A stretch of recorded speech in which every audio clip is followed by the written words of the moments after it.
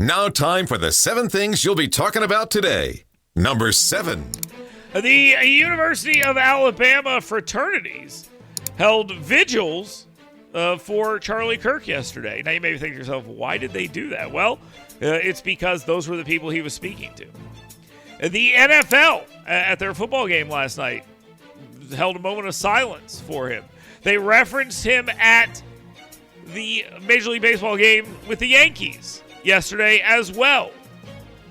This is something that is, I think Peggy Noonan said it right, a hinge moment. I think there is definitely, this is a bigger moment than a lot of people would think that it is, not for the reason the assassin wanted it to be, but I think this is definitely something that is cross-cultural, cross-generational as well, and I think that this is very, very nice to see that people are openly commenting on it, positively about Number Kirk. 6.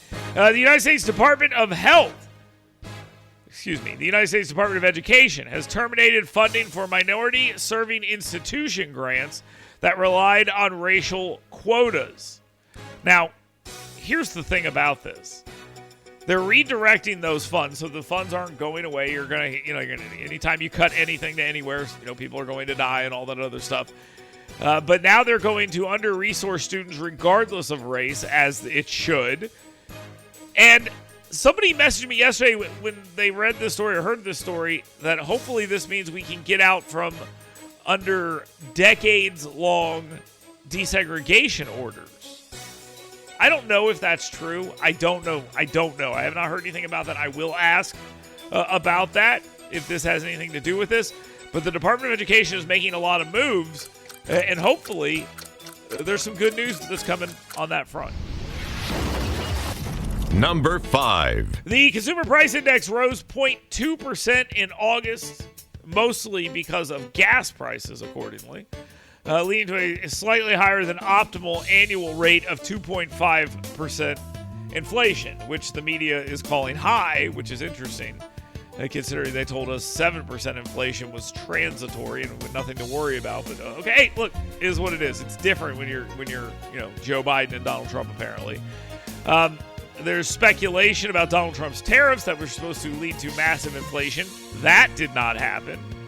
And there's also speculation about a Federal Reserve rate cut, but a record high stock market and relatively low inflation kind of make that unlikely.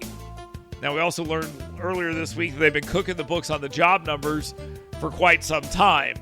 And that's all coming into light as well. The economy was, at least the job economy, was not as strong as they said it was. Number 4. Immigration authorities arrested 28 illegal immigrants en route to a Franklin County poultry plant. Now, I got to tell you something. The story itself is not necessarily the 28 or 21, depending on which story you read.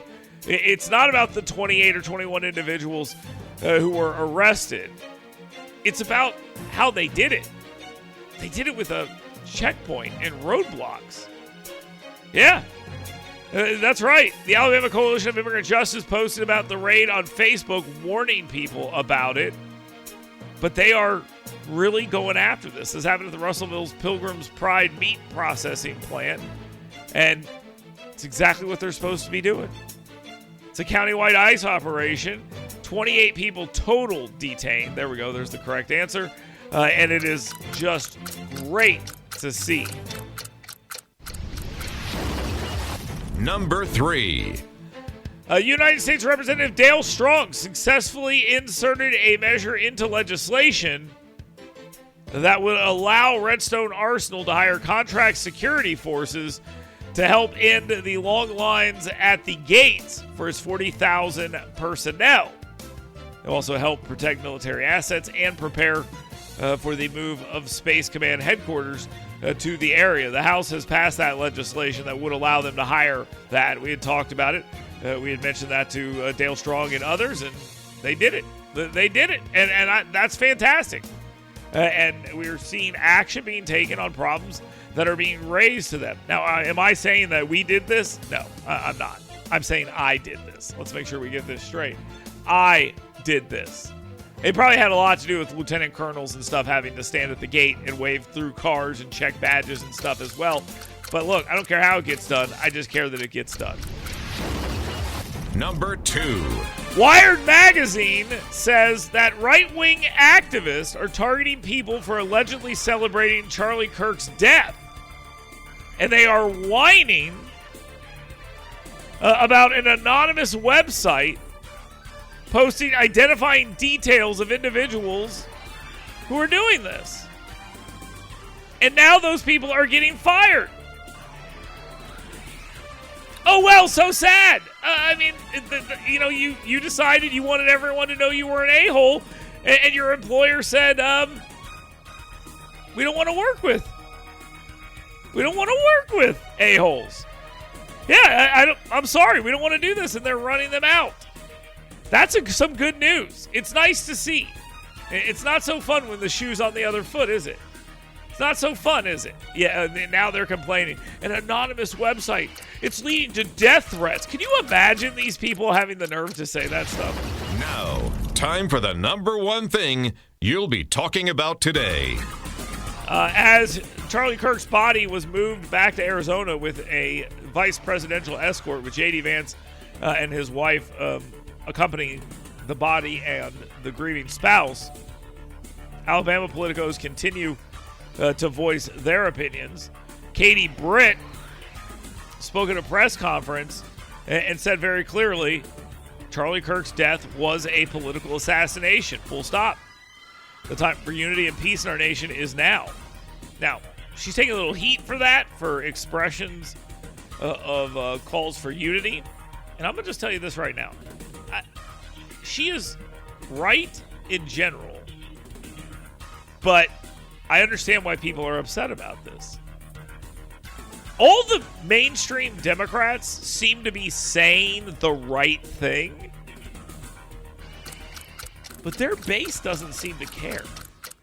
Their base, and some in the media who are their base, don't really seem to care about this. Instead, they seem to be thinking that this is a good thing for them to silence someone, and they're saying they want to do it more. Social media is a cesspool right now.